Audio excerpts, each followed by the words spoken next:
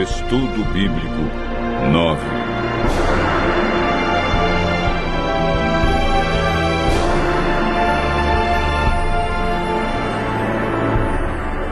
A verdade sobre a morte.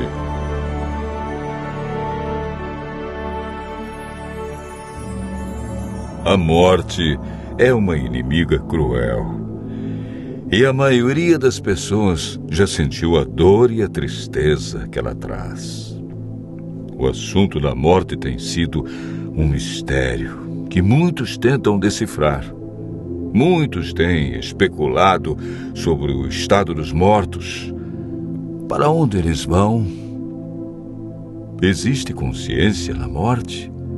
Será a morte o fim ou apenas um estágio, uma passagem para outras vidas?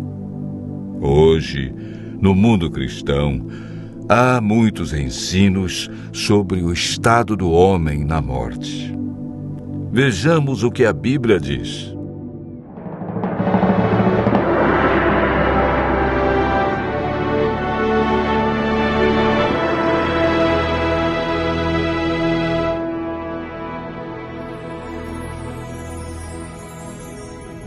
Antes de compreendermos o estado do homem na morte, precisamos entender a origem da vida. O homem é formado por dois ingredientes: pó da terra e fôlego de vida. A união desses dois elementos resulta em vida.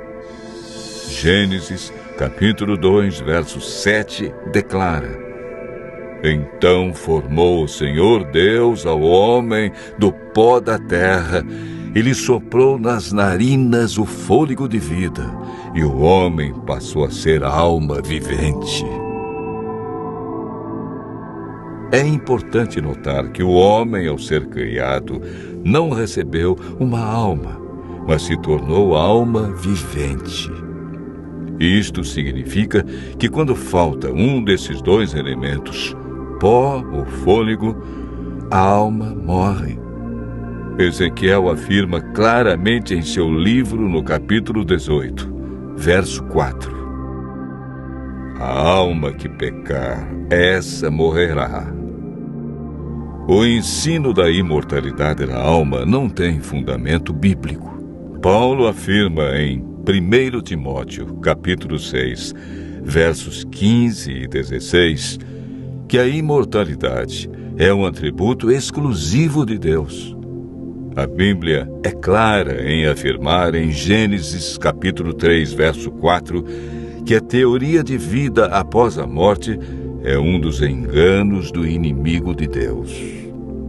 Essa ideia foi propagada ao longo dos séculos através de influências pagãs e introduzida no cristianismo durante a Idade Média.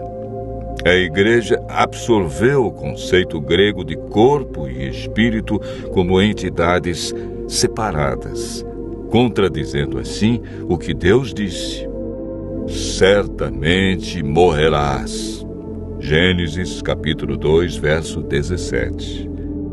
Gênesis 3, verso 19 declara: porque tu és pó e ao pó tornarás.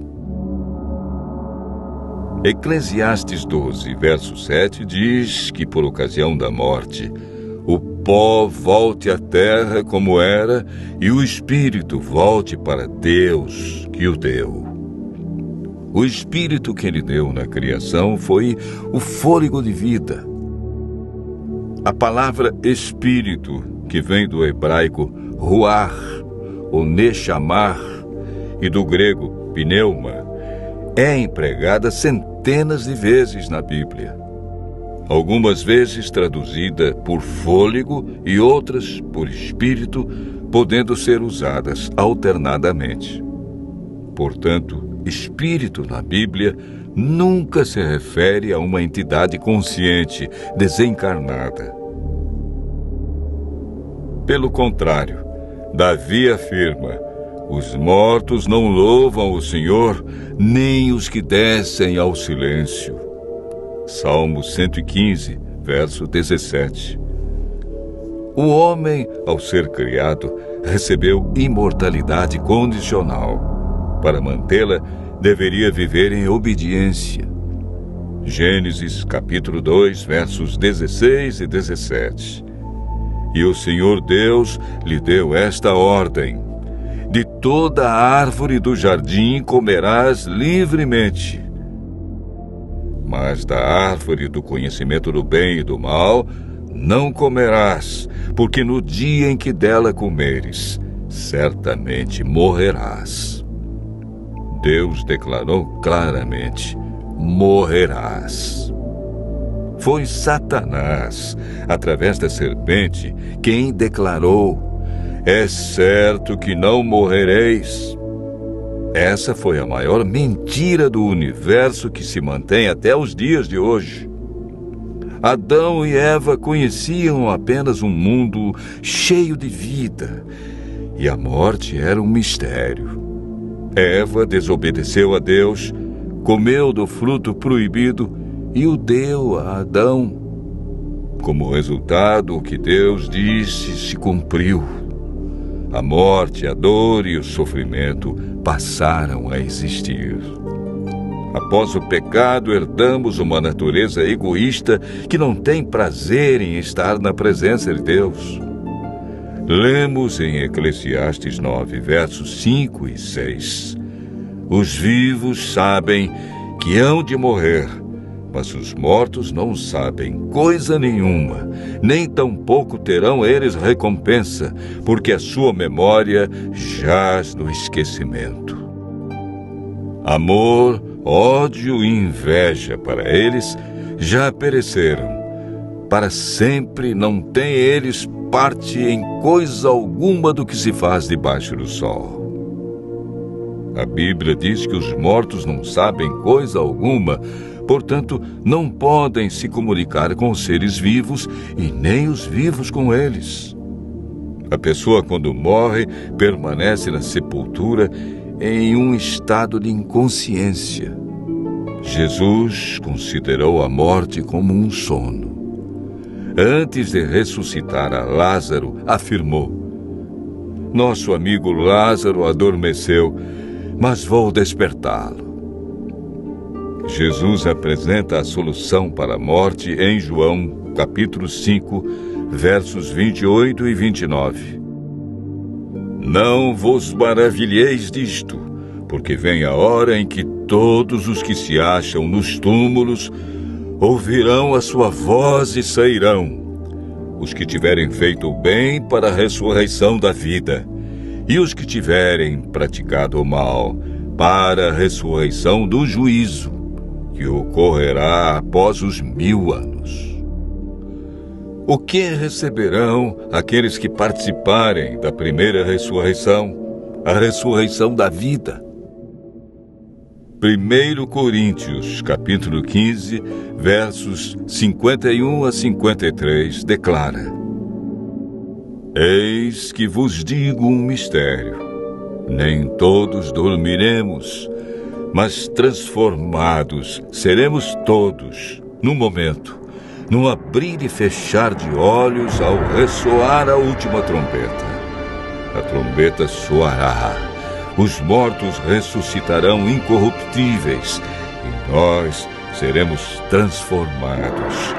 Porque é necessário que este corpo corruptível se revista da incorruptibilidade, e que o corpo mortal se revista da imortalidade.